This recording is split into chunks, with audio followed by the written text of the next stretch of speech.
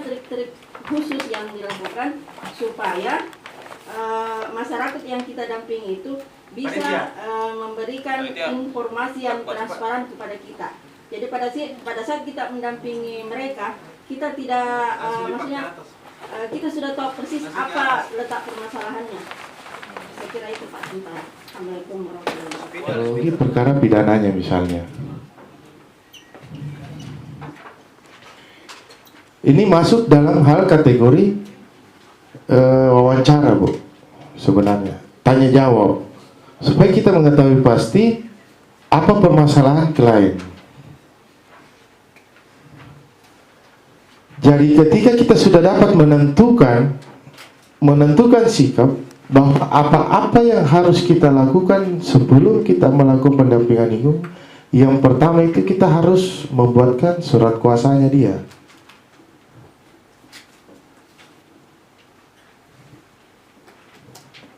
Surat kuasa. Jadi dalam hal surat kuasa itu ada kuasa pidana maupun kuasa perdata. Itu surat kuasa khusus. Kalau kita sebagai pendamping hukum itu, kita bukan membuat surat kuasa umum pada umumnya, tapi kita dalam hal kuasa khusus.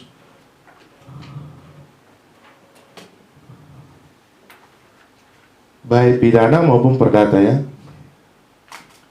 Nah, poin-poinnya itu juga harus kita perhatikan. Kadang-kadang penyidik protes, Pak, kita ini tidak boleh mengajukan keberatan karena di dalam surat kuasa kita tidak cantumkan di situ mengajukan keberatan pada pihak-pihak terkait. Itu juga harus kita masukkan dalam klausulnya, yang dimana pada prinsipnya kalau kita diantara beberapa orang di dalam surat kuasa itu harus disebutkan klausulnya bertindak untuk dan atas nama baik secara bersama-sama maupun sendiri-sendiri. Artinya apa? Siapa yang melakukan, maka dialah yang bertanggung jawab atas kuasa itu. Misalnya kita ini 10 orang ataukah 5 orang, tapi yang melakukan pendampingan hukum pada waktu itu pemeriksaan keterangan saksi maupun dia sebagai tersangka ataupun terdakwa di pengadilan, misalnya 2 orang, ya 2 orang, karena dia bertindak untuk atas nama, ya, mewakili kepentingan hukum pemberi kuasa. Nah, kalau saya biasanya, saya tidak lupa dalam klausulnya itu di surat kuasa melakukan upaya hukum keberatan atau melakukan keberatan kepada pihak terkait. Di mana pihak terkait yang dimaksud? Pihak terkait ini yang dimaksud, misalnya kalau di tingkat kepolisian, ketika seseorang oknum misalnya penyidik melakukan penekanan atau intervensi terhadap klien kita atau tersangka, itu kita berhak kita melaporkan mereka dalam bentuk surat tertulis dan kita urai apa yang menjadi pokok permasalahan kita, apa masalahnya ini penyidik. Karena di dalam Perka Polri itu dalam hal melakukan penyelidikan maupun penyidikan tidak boleh melakukan penekanan atau intervensi dalam bentuk apapun kepada orang atau terlapor yang diperiksa. Tidak boleh itu. Itu dilarang oleh undang-undang. Makanya dulu itu kenapa kalau dulu kan kalau orang diperiksa, Bu, biasa kan penyidik itu dulu di zaman dulu itu kok pakai baju polisi. supaya orang takut. Apa namanya? Orang segan. Kalau diperiksa, oh takut polisi di depan. Nah, Polri itu bagaimana caranya untuk menimbulkan kesan bahwa dia juga masyarakat biasa, makanya diarahkan untuk pakai kemeja. Kadang-kadang juga pakai kaos biar santai, lebih humanis katanya. Pada prinsipnya hancur klien di sana, Pak. Di red packing. Nah, itulah tugasnya kita. Jadi kita juga harus sampaikan ke klien. Waktu kita diperiksa ini, bagaimana? Diapain ke penyidik? BDD Pak, saya ini dibentak-bentak, dia apa? Oh iya, satu, itu poin itu.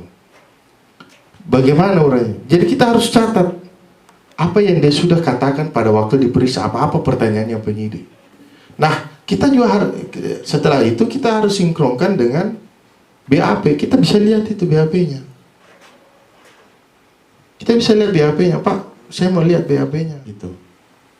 Nah, dari situ juga kita bisa menilai bahwa langkah apa yang sudah dilakukan oleh teman-teman penyidik.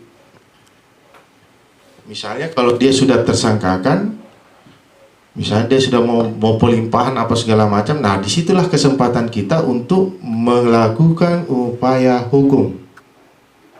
Di mana upaya hukumnya? Yang pertama, kita bisa melakukan keberatan yang saya maksud tadi itu. Bisa kita laporkan ke, misalnya ke Propam, kemana? Kalau memang benar-benar ada unsur dugaan bahwa klien kita itu dilakukan intervensi, dibentak atau dipaksa pada waktu diperiksa. Itu dia.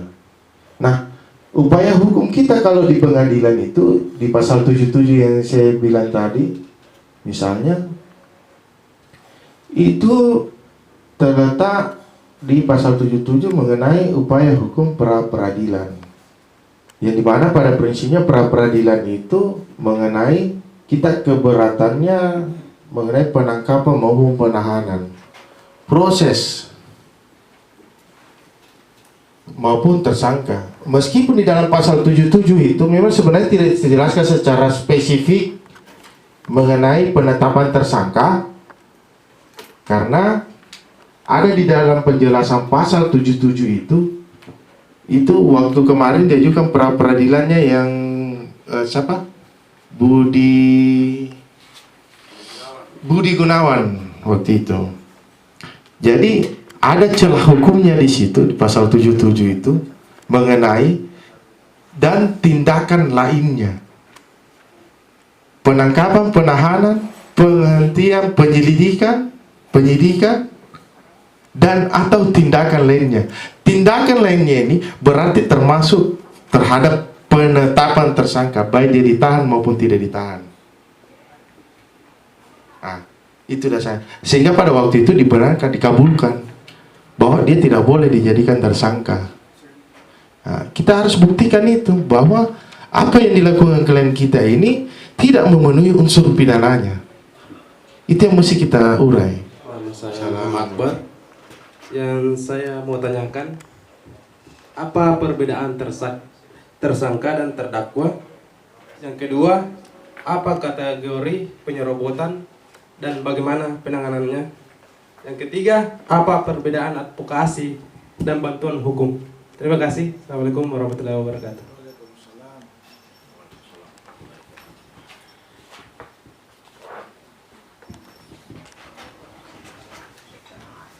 Assalamualaikum warahmatullahi wabarakatuh. Nama saya Ramli. Yang saya mau pertanyakan adalah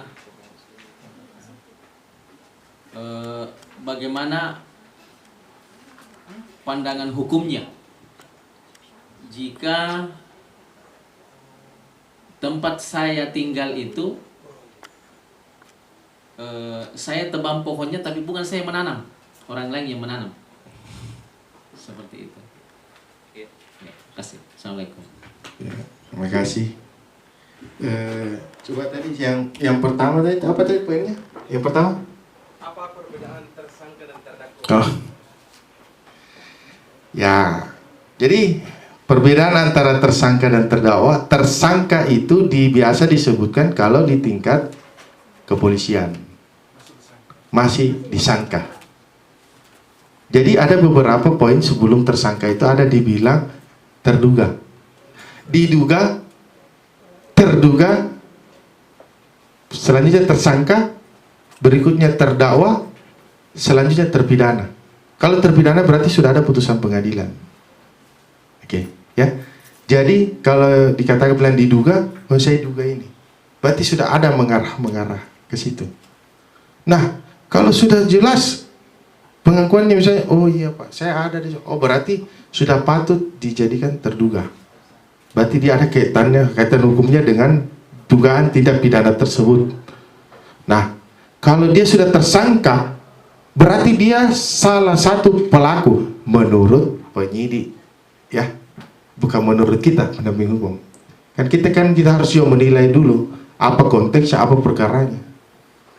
Tidak serta-merta juga penyidik harus menetapkan seseorang sebagai tersangka kalau itu tadi, menurut saya, apabila tidak memenuhi unsur tindak pidana, itu tidak boleh dikatakan sebagai tersangka. Tidak boleh dimasukkan sebagai kategori pidana. Jadi contohnya tadi itu, yang saya maksud, ketika saya memindahkan barang misalnya, mengambil sebagian atau seluruhnya yang bukan miliknya dengan maksud ingin memiliki. Nah, oke, ada dua unsur mungkin terpenuhi ya. Tapi dengan maksud ingin memiliki dan saya tidak kemana-manakan ini barang, tetap di situ, cuma saya tinggalkan. Cuma kan tadi saya tidak sengaja untuk memindahkan. Berarti saya tidak punya niat ingin memiliki. Tidak boleh dong saya dikatakan pencuri. Itu yang pertama. Kalau mengenai penyerobotan, advokasi dan bantuan hukum perbedaan. Ya kalau advokasi itu kan berarti kita memberikan semacam, kita memberikan pandangan hukum, advis hukum. Mengadvokasi berarti kita sudah memberikan advis hukum. Kita harus lakukan upaya-upaya seperti ini Pak, begini. Kita harus laporkan ini misalnya, kita harus ajukan keberatan misalnya. Itu nanti kayak semacam konsultasi lah. Kira-kira seperti itu. Nah, kalau kita sudah melakukan bantuan hukum berarti mengenai tindakannya kita terhadap klien itu. Berarti kita sudah berbuat. Kita dampingi misalnya pada saat pemeriksaan, kita dampingi di pemeriksaan kepolisian, pengadilan, dan seterusnya sampai di tingkat kasasi. Terus yang mengenai penyerobotan, yang dikatakan pandangan hukum tentang penebangan pohon, ya. Nah, ini dia Pak yang jadi masalah. Kemarin saya baru alami ini. Ada, saya tidak usah sebut namanya, klien saya itu kemarin. Nah itu dia ini menurut kami ya, selaku pendamping hukum atau kuasa hukumnya. Jadi berdasarkan pendamping, memang penebangan pohon itu salah. Ini ditebang ini dalam hal apa dulu? Ini dilihat konteksnya. Apakah baru ditanam atau sudah lama tumbuh baru kita tebang? Sudah lama tumbuh. Berarti kita tidak lama meninggalkan lokasi itu. Artinya kan begitu. Karena kalau kita tidak tinggal di dalam lokasi, kalau kita tinggal di lokasi, tidak mungkinlah kita orang mau menanam. Kan logikanya ke situ Pak. Tapi saya tinggal di situ. Oh kita tinggal di situ. Tinggal di situ tapi bukan saya yang menanam. Tapi sudah ada pohon itu di situ, bukan saya menanam, tapi saya tinggal di situ. Itu bagaimana upaya hukumnya? Kalau saya kalau begitu kita bisa laporkan dia penyerobotan. Berarti dia ada dugaannya. Kita tidak boleh tuduh orang, tapi ada dugaan kuat bahwa orang yang melakukan penanaman pohon di dalam lokasi kita itu mau melakukan penyerobotan. Dengan cara apa? Menanam pohon yang seakan-akan itu adalah tanah miliknya. Ya. Kalau menurut saya itu masuk kategori dugaan tindak pidana penyerobotan. Nah, itu kalau kita laporkan dan terbukti bahwa dia mengaku bahwa kita bisa buktikan bahwa lahan lokasi milik kita ini adalah kepunyaan kita. Itu dulu harus Pak yang kita perkuat. Kita nggak boleh, lapor, terus apa dasarmu? Kan pertanyaan balik ke kita. Ini Pak, saya punya sertifikat atau saya punya rinci. Nah, rinci ini mana SKT-mu? Kalau rinci kan panjang lagi Pak. Biasa diminta SKT, minta kebenarannya, minta lagi surat ukur biasanya dari BPN. Kalau memang sudah tepat di situ lokasinya dia, lokasinya kita, lantas ada seseorang atau orang lain yang menanam pohon di dalam lokasi kita, yang penting tentukan dulu bahwa benar itu adalah lokasi kita. Termasuk kategori dugaan tindak pidana penyerobotan. Kira-kira seperti itu, Mas Yana? Jadi misal, sedikit. Ya. Jadi misal pada saat saya menebang pohon itu, terus yang menanam pohon itu keberatan, berarti dia bisa dilaporkan sebagai tindak penyerobotan. Ya. Seperti itu. Ya. Maksudnya kita tebang, baru kita laporkan dia. Maksudnya dia keberatan. Dia keberatan. Kita yang dilaporkan ceritanya. Enggak, saya yang Kita melaporkan karena dia keberatan. Karena dia keberatan saya tebang itu pohon. Akhirnya mungkin karena apalagi itu. Dia lapor. Berselisih saya laporkan dia bahwasanya dia keberatan. Terbalik. Seharusnya kita yang lapor, Pak. Saya lapor. Iya. Saya lapor dia keberatan, saya potong itu pohon. Tapi sebenarnya Pak, aturannya yang benar ya. Karena kita ini di negara hukum, jangan juga kita langsung tebang Pak. Kalau kita tidak pastikan kepemilikannya kita dulu. Bagaimana kita mau menyatakan bahwa itu orang salah masuk di lokasi kita. Nah sedangkan kita saja sendiri tidak punya legal standing. Iya. Orang tahu kok saya punya rumah di BTP. Tapi orang tidak tahu sertifikatnya masih sebagian sudah milik Bank Mandiri misalnya toh. Nah, itu. Sebagai hak milik Bank Mandiri kan misalnya atau apa. Mana orang kan tidak tahu. Berarti ada di tangan pihak lain lagi, pihak ketiga. Atau kan misalnya itu bukan rumahku. Saya tinggal di situ sudah lama, tapi itu misalnya rumahnya om saya misalnya atau ponakan rumahnya. Saya harus buktikan dulu bahwa itu adalah kepemilikan saya. Ya, harus ada legal standingnya Pak. Dasar hukumnya apa? Supaya bisa kita laporkan. Nah kalau kita mau melaporkan langsung main tebang-tebang aja. Nah lama kita lapor balik Pak. Biasanya terjadi begitu. Apa laporannya pengrusakan Pak?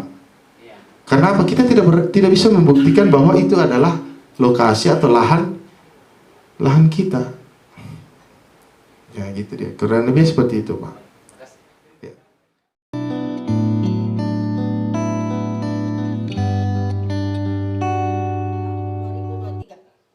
Dakwaan bahwa ia terdakwa pada suatu hari di bulan April sekitar pukul 23.00 waktu Indonesia bagian tengah bertempat di Jalan Perintis Kemerdekaan Tamalan Ria, mengajak korban bertemu terdakwa, mengajak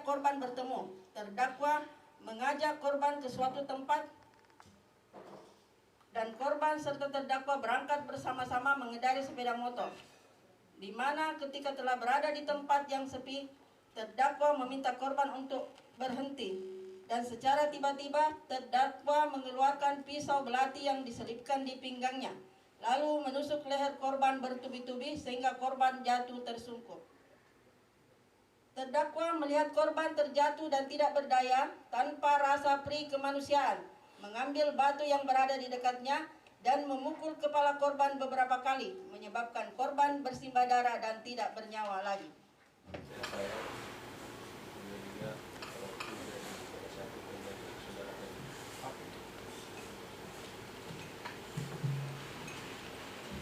Kami PH Saudara Tajudin.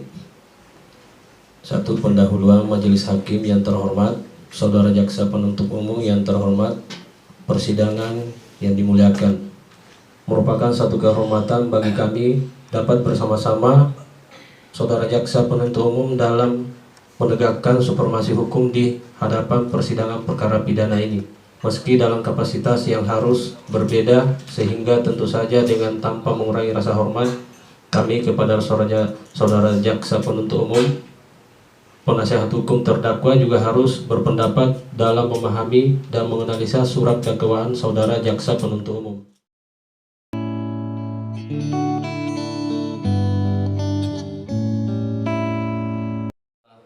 Dan melaksanakan sesi tes evaluasi. Jadi tesnya itu lisan. Tesnya lisan dari seluruh rangkaian materi. Di sini sudah ada lembar penilaiannya. Jadi lembar penilaiannya itu berisikan poin-poin penilaian mengenai seluruh materi yang telah peserta lewati. Bismillahirrahmanirrahim. Assalamualaikum warahmatullahi wabarakatuh. Oke, kita buka dengan yel-yel. Kalau saya bilang siapa kita, PB Halim. Terus PB Halim solid sampai akhir. Salam keadilan. PB Halim solid sampai akhir, luar biasa. Oke? Siapa kita? PB Halim. PB Halim. Luar biasa. Oke, aplaus dulu untuk semuanya. Baik, yang terhormat Kakanda Sekretaris Jenderal Dewan Pimpinan Pusat, dalam hal ini Kakanda Erwin Mahmud SH. Yang kami hormati Ketua Wilayah Ketua Wilayah PB Halim Dewan Pimpinan Wilayah Sulawesi Selatan. Yang kami hormati Kakanda Advokat PB Halim DPW Sulsel, dalam hal ini Kakanda Rahman SHMH. Yang kami hormati teman-teman panitia, yang kami hormati teman-teman para peserta Diklat Angkatan 2 Paralegal PB Halim DPW Sulsel. Alhamdulillah kita telah melaksanakan 2-3 hari pelatihan pendidikan dan pelatihan paralegal yang alhamdulillah telah diikuti oleh 16 peserta yang dimana dari penjuru Indonesia, yang dimana ada yang dari Sumatera Utara, dari Medan Pak, dan ada juga yang dari Kendari, dan dari Sulawesi Selatan di daerah ada yang dari Bulukumba, Takalar, dan lain sebagainya. Jadi hal ini saya selaku Ketua Panitia mengucapkan banyak-banyak terima kasih untuk teman-teman panitia yang sangat bekerja keras terkait masalah diklat ini. Tanpa teman-teman panitia, acara ini tidak akan berjalan sebagaimana mestinya. Dan saya juga mengucapkan banyak terima kasih untuk para pengurus, stakeholder, pengurus DPW yang senantiasa memberikan arahan kepada kami untuk melaksanakan kegiatan ini. Dan sekali lagi saya juga mengucapkan banyak terima kasih untuk para peserta yang kemudian sangat antusias untuk mengikuti acara diklat pada kesempatan. Assalamualaikum warahmatullahi wabarakatuh. Selamat pagi untuk kita semua. Pertama-tama saya ucapkan terima kasih banyak kepada teman-teman peserta Diklat Angkatan 2 tahun 2023, Diklat dan pelatihan paralegal. Bahwa setelah pelatihan dan pendidikan paralegal ini, kita tidak hanya sekedar untuk mendapatkan KTA ataupun sertifikat semata, ya. Karena saya menganggap bahwa apa yang kita pelajari atau kita ikuti selama kurang lebih 3 hari ini, kalau bagi saya pribadi, Pak, saya menganggap ini hanya sekitar 10%, ya.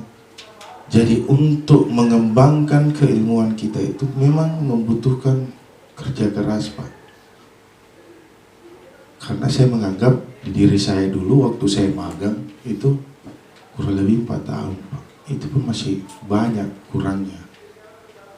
Dan saya tipikal orang yang kalau belajar itu setiap apa yang saya pelajari tidak sampai 1%.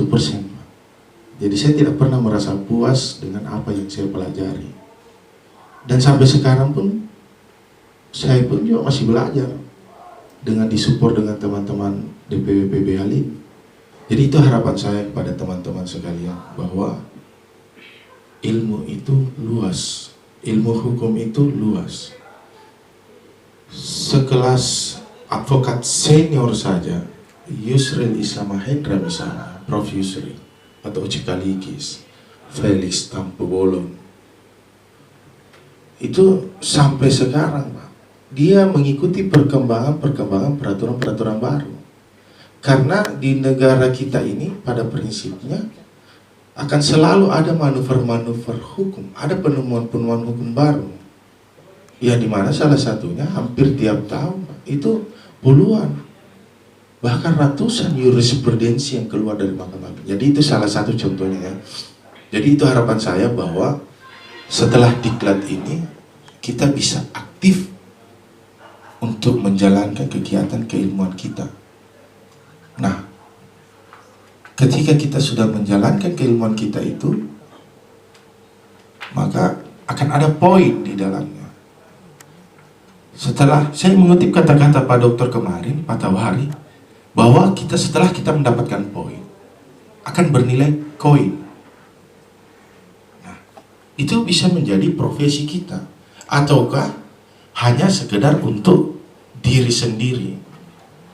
Terkadang kan banyak tujuan orang kuliah hukum, misalnya dia ingin mengembangkan ilmu pengetahuannya dan menjadikan dia profesi. Ada juga dia mengembangkan ilmu pengetahuannya untuk dirinya sendiri, Pak, baik di usahanya atau dan lain sebagainya. Itu tergantung dari kita. Nah, di dalam PB Halim ini kan kita sudah menyiapkan wadah. Bagi yang mau bergabung, ayo monggo kita sama-sama belajar. Ayo sama-sama kita berperkara. Ayo kita dampingi orang-orang yang memang membutuhkan sambil kita belajar. Dan manfaat daripada KTA dan paralegal itu kita bisa manfaatkan di luar, Pak. Kita mau pakai bersama-sama menyelesaikan kasus. Penghormatan, salam penghormatan kepada Ketua Panitia beserta dengan teman-temannya. Aplaus dulu kepada Ketua Panitia. Yang kedua, saya dengan bangga dan sangat menghormati kehadiran Bapak Sekjen selaku mendapat mandat mewakili Dewan Pimpinan Pusat Ketua Umum, karena Pak Ketua Umum kita berkantor di Semarang dan beliau memang tidak sempat hadir. Olehnya itu segala penyampaian penyampung lidahnya beliau adalah Pak Erik Mahmud selaku Sekjen DPP. Kita juga aplaus kehadirannya beliau yang selalu menemani kita dengan memperlihatkan postur dan gayanya. Inilah Pak Sekjen kita. Tetapi yang saya bangga dari beliau karena dia bisa hadir. Saya berharap bantuannya kakandaku, dengku, temanku, saudaraku untuk memberikan saya masukan edukasi terus untuk memperbaiki tatanan PB Halim yang hari ini baik, kita mau jauh lebih baik ke depan, insya Allah. Sehingga olehnya itu apa yang disampaikan tadi oleh Pak Sekjen dengan teman-temannya lain dari kemarin, termasuk sampai pada materi penilaian, itu semua adalah rangkaian kegiatan yang wajib untuk dilaksanakan. Di dalamnya mungkin ada hal-hal yang tidak berkenan oleh Bapak dan Ibu sekalian. Ada perlakuan-perlakuan yang mungkin tidak disengaja oleh teman panitia, tetapi menyinggung kepoporan. Saya tidak mau membuat kesan yang bagaimana. Saya harus mengatakan bahwa inilah adanya Kibanto untuk memperbaiki pada sesi yang akan datang. Mudah-mudahan PB Halim dapat bermanfaat baik bagi diri kita, keluarga kita, maupun masyarakat yang butuh keadilan di luar sana. Harapan kita tidak banyak sebenarnya nih. Mari kita belajar sama-sama apa tadi yang disampaikan oleh Pak Sekjen. Karena kedepannya ini kita diperhadapkan pada sesi di mana kita harus magang 3 bulan. Apa yang kita harus lakukan pada saat kita magang? Perbanyak koordinasi. Ada nomornya semua ketua panitia di grup, termasuk nomornya saya, nomornya Pak Ewin juga ada, dan teman-temannya lain. Dan kemarin kita telah mencatat nomornya Bapak Pemateri juga ada. Itu perbanyak komunikasi. Dan seluruh nanti informasi yang disampaikan oleh teman-teman panitia itu akan dilangsungkan di grup selama 3 bulan.